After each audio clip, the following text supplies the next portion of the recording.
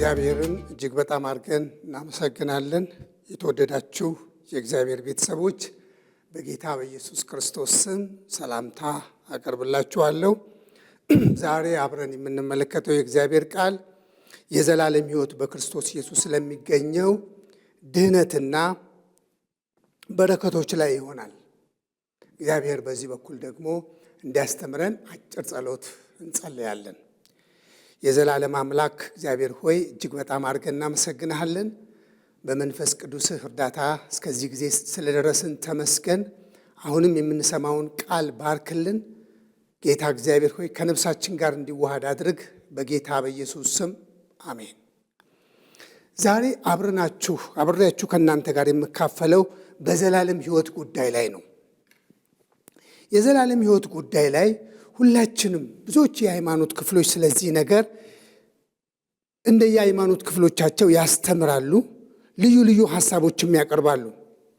ሁሉም የዘላለም ቤቱን ያስባል፣ ስለ ዘላለም ቤቱም ደግሞ ይጨነቃል።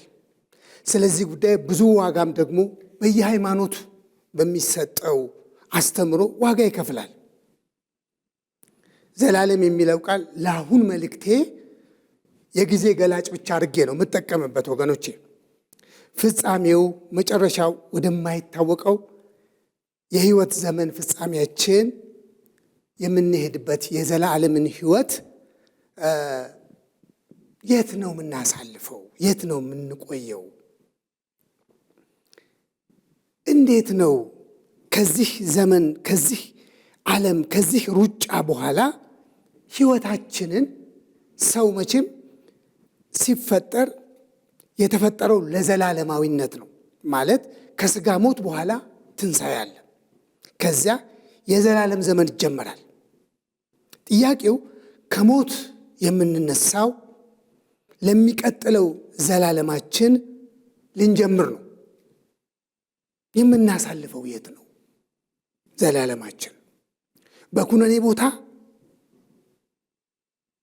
ወይስ በጽድቅ ቦታ?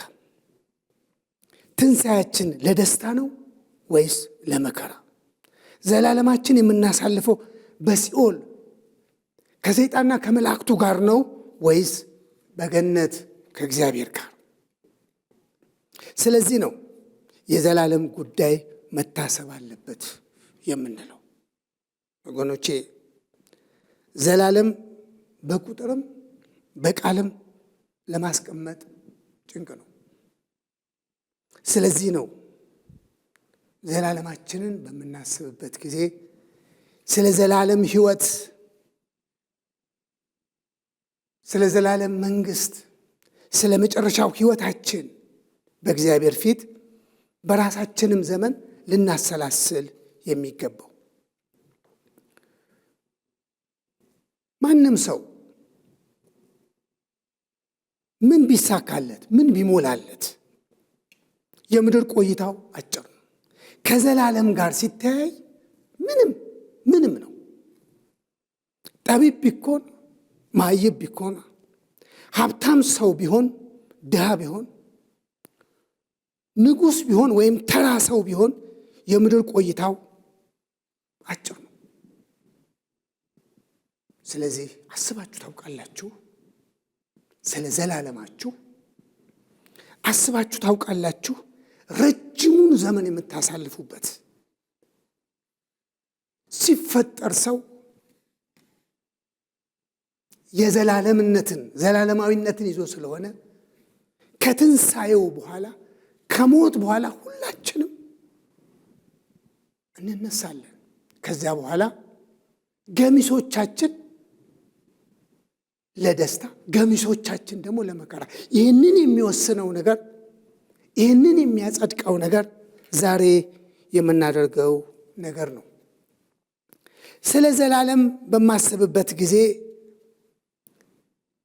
መጽሐፍ ቅዱስ የንጉሥ ሰለሞንን አንዳንድ ታሪኮችን መመልከት ፈልጋለሁ። በተለይ ከመክብብ መጽሐፍ የእግዚአብሔር ቃል እንደዚህ ይላል። መክብብን የመረጥኩበት ጉዳይ ሰለሞን በዘመኑ የተሳካለት እንደሆነ በብዙ የተመቸው በጥበብ በብልጽግና በሀብት እንደገና በስኬት የተሟላለት ሰው ቢሆንም ስለ ዘላለሙ ደግሞ ጽፏል። መክብብ ምዕራፍ 11 ቁጥር 8 እንደዚህ የሚል ቃል አለ። ሰው ብዙ ዘመን በሕይወት ቢኖር በሁሉም ደስ ይበለው፣ ሆኖም የጨለማውን ዘመን ያስብ፣ ብዙ ቀን ይሆናልና። ይህንን ቃል ደግሜ ላንብብላችሁ። ሰው ብዙ ዘመን በሕይወት ቢኖር በሁሉ ደስ ይበለው፣ ሆኖም የጨለማው ዘመን ያስብ፣ ብዙ ቀን ይሆናልና ይላል። በዚህ በአዲሱ ትርጉም ሰው የቱንም ያህል ብዙ ዓመት ቢኖር በዚያው በተሰጠው በዕድሜው ዘመን ሁሉ ደስ ሊለው ይችላል። ሆኖም የዚህ ዓለም ነገር ሁሉ ከንቱ መሆኑንና ወደፊት የሚመጣው የጨለማው ዘመን ዘላለማዊ እንደሆነ ያስብ ይላል። ረጅም ዘመን በሕይወቱ ካለው እግዚአብሔር ከሰጠው ደስ ይበለው፣ ይርካ። ነገር ግን እየተደሰተም እያለ በተሰጠው የዕድሜ ዘመን እየረካም እያለ አንድ ሊያስብ የሚገባው ነገር አለ። የጨለማውን ዘመን ያስብ ይለዋል። ፍጻሜውን ያስብ ይለዋል። ፍጻሜውን ያስብ።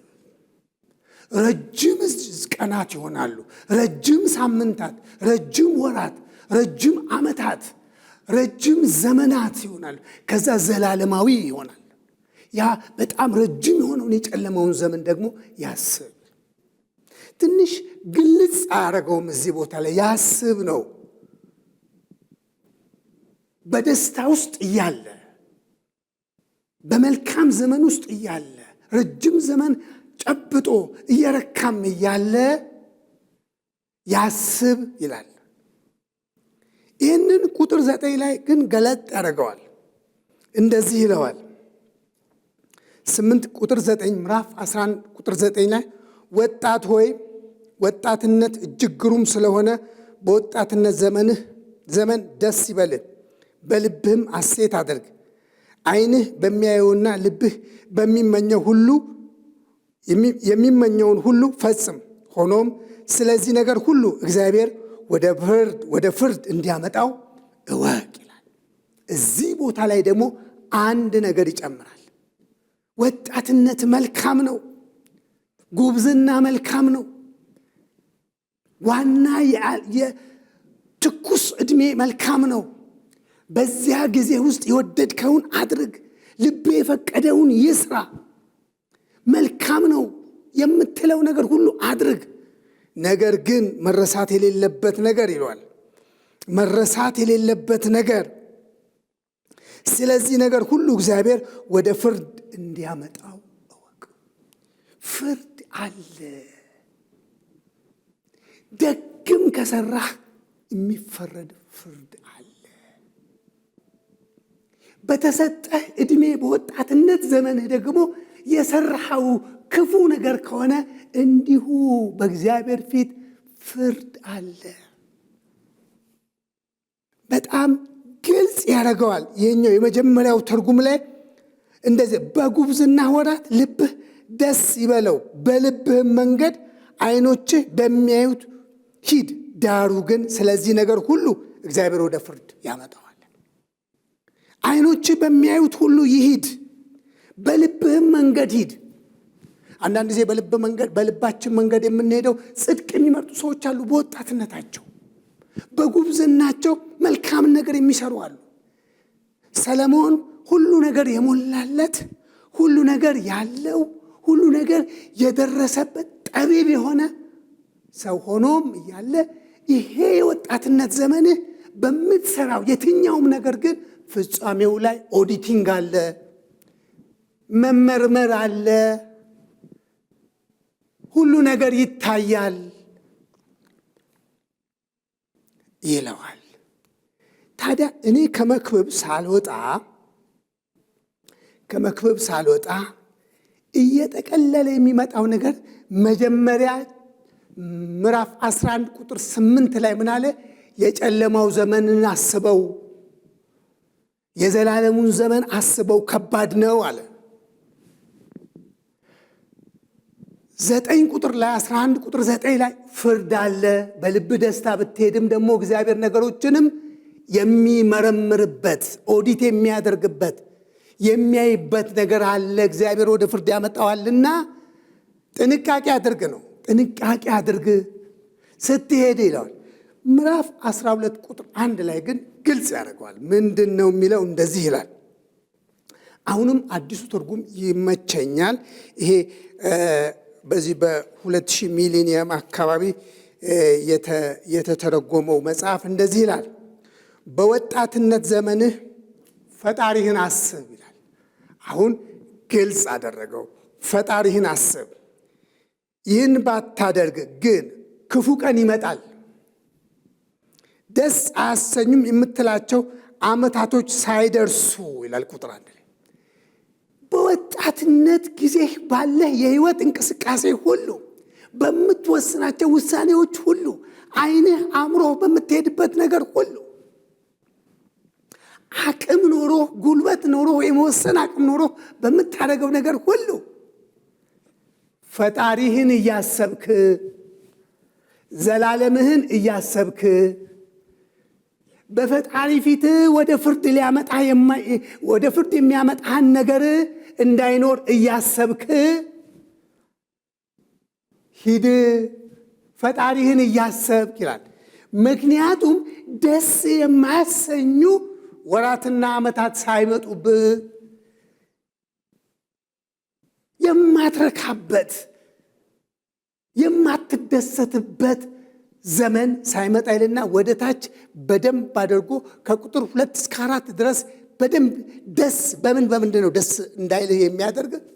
እንዴት ነው ደስ እንዳይልህ የሚያደርግበት ምክንያት ይገልጸዋል። እንደዚህ ይለዋል።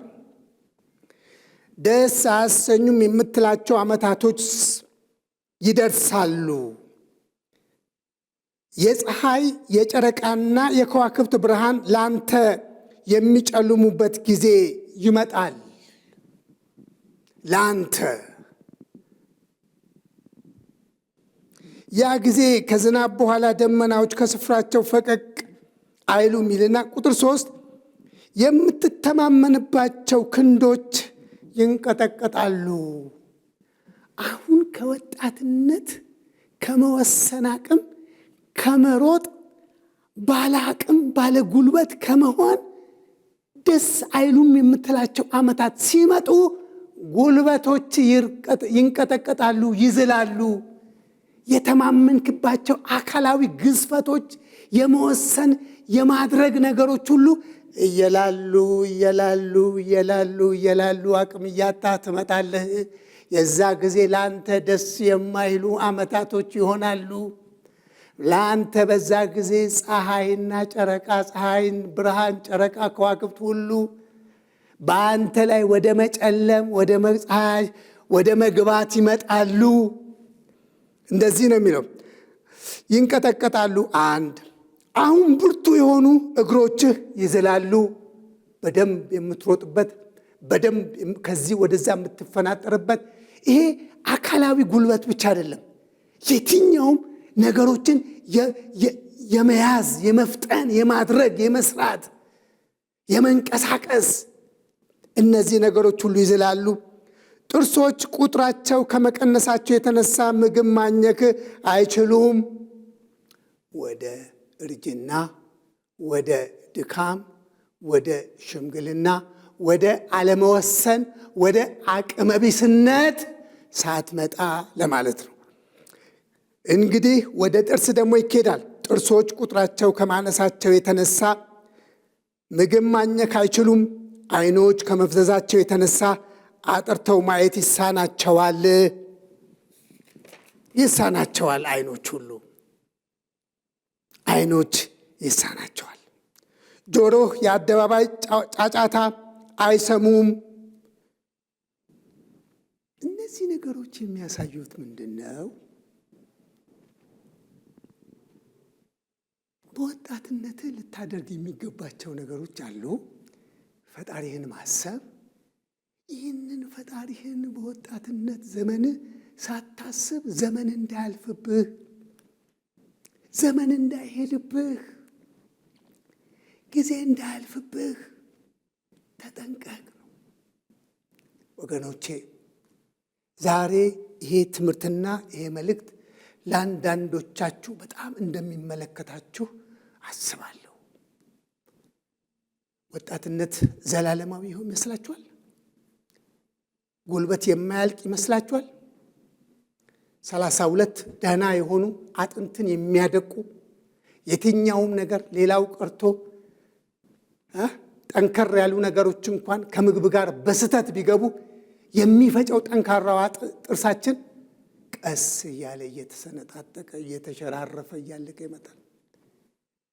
ዛሬ እኛ ራሳችን ስናየው የምንደነቅበት ጡንቻዎቻችን፣ ስለ አካላችን ግዝፈት ሰዎች የሚያደንቁት እኛም ስለ ራሳችን የምናደንቀው በአስተማማኝ ከመሬት ላይ እጅግ በጣም ከባድ ክብደት ያላቸው ብረቶች ማንሳት የምንችል ይዝላሉ። ሮጠን የማይደክመን ብዙ ቦታ ብንሮጥ ምንም ነገር የማይሰማን ጉልበት ይዝላል። አይናችን ከሩቅ እንደ ንስር የሚያይ የነበረ፣ ጥቃቅን የሆኑ ነገሮችን ደግሞ ማንበብ ይችል የነበረ፣ በርቀት ያለውን ነገር በትክክል ለይተን መናገር እንችል የነበረ በቆይታ ደግሞ ምን ይሆናል መሰላችሁ? በመነጽርም ሆኖ ትግል ይሆናል። ጆሮቻችንም እንደዚሁ ናቸው። ምን አልከኝ? አልተሰማውም፣ አይሰማኝም ማለት እያበዛን እንመጣለን። የጉብዝና ዘመን ያበቃል። የወጣትነት ጊዜም ደግሞ ያበቃል። ይህን አይነት ተፈጥሯዊ ድካም ሳይመጣ፣ ይህን አይነት የተፈጥሮ አቅም ከአምላክ የተቀበልነው ነገር ሳያልቅ በጉብዝና ወራት ማድረግ እየቻልክ ባለበት ጊዜ፣ መወሰን በምትችልበት ጊዜ፣ ይሄ በጣም መልካም በሆነው ያንተ ዘመን ነገሮቹን ሁሉ ስታደርግ ፈጣሪህን እያሰብክ፣ አምላክህን እያሰብክ፣ የዘላለም ቤትህን እያሰብክ፣ በምድር ሆነ ዘላለምህን እያሰብክ ሂድ ነው የሚለው ሰለሞን። ጆሮህ የአደባባይ ጫጫታ አይሰሙም፣ የወፍጮ ወይም የሙዚቃ ድምፅ መስማት ይሳንሃል። በጣም ይገርማል። በጣም ይሳንሃል። በቃ ይሳንሃል። ሆኖም የወፍ ድምፅ እንኳን ከእንቅልፍ ይቀሰቅሳል። ድንብር ድንግጥ፣ ኮሽ ሲል ደግሞ ድንብር የምትል ትሆናል። ይሄ ራሱ በዕድሜ መጨረሻ የሚታዩ አካላዊ ድካሞች ላይ የሚገለጡ ነገሮች ናቸው። ወደ ከፍተኛ ስፍራዎች መውጣት ያስፈርሃል። በእግርህ መጓዝ አደገኛ ይሆንብሃል። ጠጉርህ እንደ ለውዝ አበባ ነጭ ይሆናል። ምን ጥርጥር አለው? ይሆናል። ዛሬ በጣም ችምችም ያለው በሂደት እየሳሳ ቁጥሩ እየቀነሰ መጠቅጠቁ መዘርዘር ውስጥ እየመጣ እየቀነሰ ከዛ በኋላ ደግሞ ምን እየሆነ ይመጣል? አንዳንድ ጊዜ እንዳለ ጥርግ ብሎ ይነሳል። ካልሆነም ደግሞ እንደዚሁ ቃል መሰረት እንደ ለውዝ አበባ ነጭ ይሆናል። አዎ ፈጣሪህን አስብ። እነዚህ ነገሮች ሳይሆኑ አይሆኑም እንዳትላቸው ይሆናሉ። ራስህን ችለህ መራመድ አቅቶህ እንደ አሮጌ ኩብኩባ ትጎተታለህ። እውነት ነው። ፈጣሪን አስብ እንዲህ ከመሆኑ በፊት።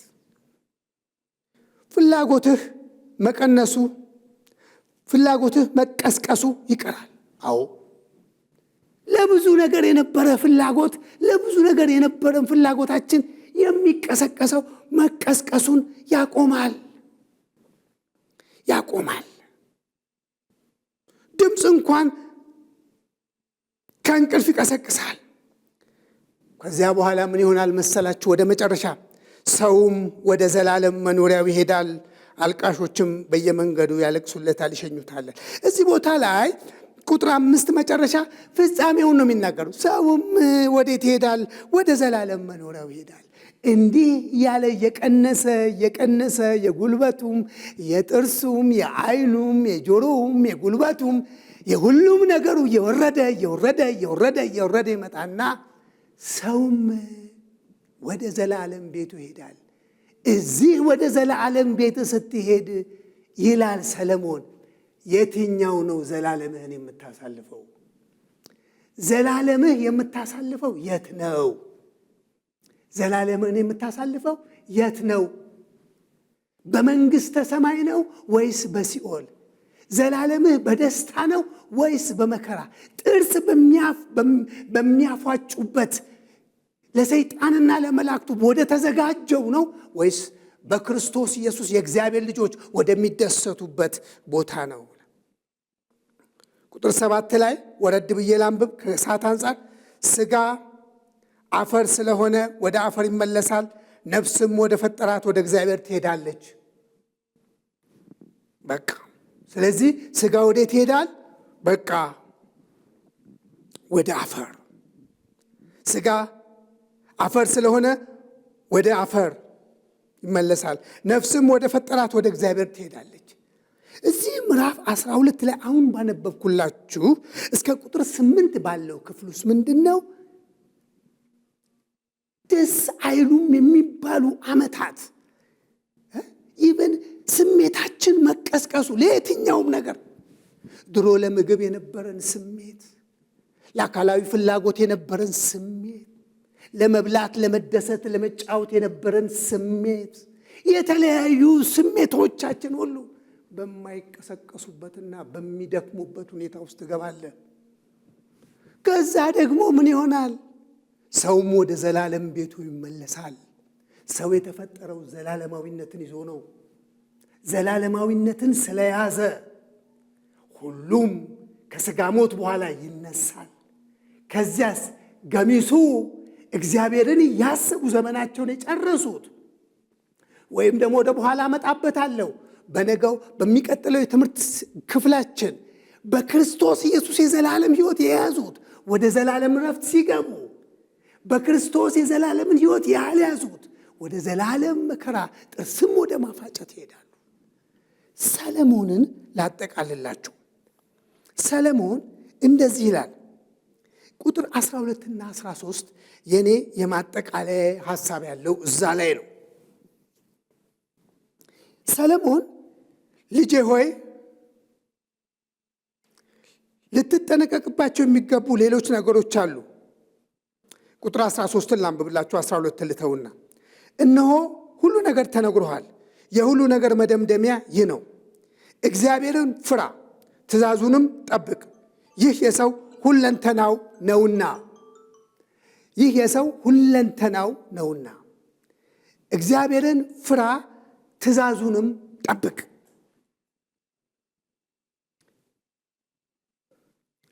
ይህ የሰው ሁለንተናው ነውና። እነሆ ሁሉ ነገር ተነግሮሃል፣ የሁሉ ነገር መደምደሚያ ይህ ነው። እግዚአብሔርን ፍራ፣ ትእዛዞቹንም ጠብቅ፣ ይህ የሰው ዋና ተግባሩ ነውና።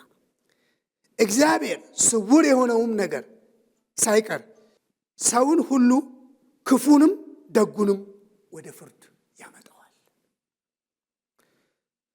እግዚአብሔር ስውር የሆነውን ነገር ሳይቀር የሰውን ስራ ሁሉ ክፉንም ደጉንም ወደ ፍርድ ያመጣዋል፣ ወደ ፍርድ ይመጣል። በምዕራፍ 11 ላይ ፍርድ አለ ብሎ ነበር። እዚህ ቦታ ላይ ግን የሰው ዋነኛ ተግባሩ እግዚአብሔርን ፍራ፣ በወጣትነት ዘመን ትእዛዙን ጠብቅ። የተሰጠ ትእዛዝ አለ፣ ትእዛዙን ጠብቅ። ምክንያቱም እግዚአብሔር የተሰወረ ነገር ቢሆን የተገለጠ ነገር ቢሆን ወደ ፍርድ ይመጣል። ወገኖቼ አንዳንድ ስህተቶቻችን ሰውም አላየንም፣ ስውር ካሜራም አልቀረጸንም፣ የሰውም የትኛውም ማስረጃ የለም የምንለዋለን። በእግዚአብሔር ግን ሙሉ ዶክሜንቱ አለ። በስውር የተሰሩ ሁሉም ነገር በእግዚአብሔር እጅ አሉ። የእግዚአብሔር ቃል ከኛ ይበልጣል። ቃሉ ምክንያቱም የሚለው ምንድነው? የእግዚአብሔር ቃል የእግዚአብሔር ስውር የሆነ ነገር ሳይቀር የሰውን ስራ ሁሉ ክፉም ደጉም ወደ እይታ፣ ወደ ውሳኔ፣ ወደ ፍርድ ይመጣል። ታዲያ እኛ ትእዛዝን መጠበቅ የምንችል ሰዎች አይደለንም። ምን ይሻለናል? ትእዛዙን ሁሉ ብሉይ ኪዳን መጠበቅ አልቻለም። በሚቀጥለው ሳምንት በሰፊው የምንነጋገረው ነገር ምንድን ነው? ኢየሱስ ክርስቶስ የትእዛዛት ሁሉ ፍጻሜ ሆኖ በጸጋው የዘላለም መንግስት እንድንወርስ አድርጎናል። ሰለሞን በዚህ ቦታ ላይ ሁሉን ነገር የሚያውቅ ነው። ጠቢብ ሆኖ ሁሉ ነገር ኖሮት 40 ዓመት በእስራኤል ውስጥ ኖሮ ሁሉ ነገር ኖሮት እንኳን ትእዛዝ ጠብቅ ያለው እሱም ያልቻለው ነገር በክርስቶስ ለኛ የዘላለምን ሕይወት ተዘጋጅቶልናል። ሲቃወመንና ሲጻረረን የነበረው የዕዳ ጽሕፈት ከነ ሕግጋቱ በመደምሰስ በመስቀል ላይ ቸንክሮ ከመንገድ አስወግዶታል ይላል በቆላስያስ መጽሐፍ አዲሱ ትርጉም። በእኛ ላይ የነበረውን የሚቃወመን በትእዛዝ የተጻፈውን የዕዳ ጽሕፈት ደመሰሰው ይላል። በቀራንዮ መስቀል ላይ ደምስሶት የዘላለምን ሕይወት ሰጥቶናል። ክብር ሁሉ ለእግዚአብሔር ይሁን። ወገኖቼ የዘላለምን ሕይወት እንድንወርስ ኢየሱስ ስለኛ ሞቷል። በሚቀጥለው ሳምንት ከዚህ ቀጥለን ይህንን ትምህርት እንቀጥላለን። እንጸልይ። እግዚአብሔር ሆይ ስለሰማነው ቃል እናመሰግናለን። መንፈስ ቅዱስ ይህንን ቃል በነፍሳችን ውስጥ እንድታሳድር እንድንወስንም እንድትረዳን እንጸልያለን። በወጣትነት ዘመናችን አንተን እንድናስብ እርዳን። በክርስቶስ ኢየሱስ ስም አሜን።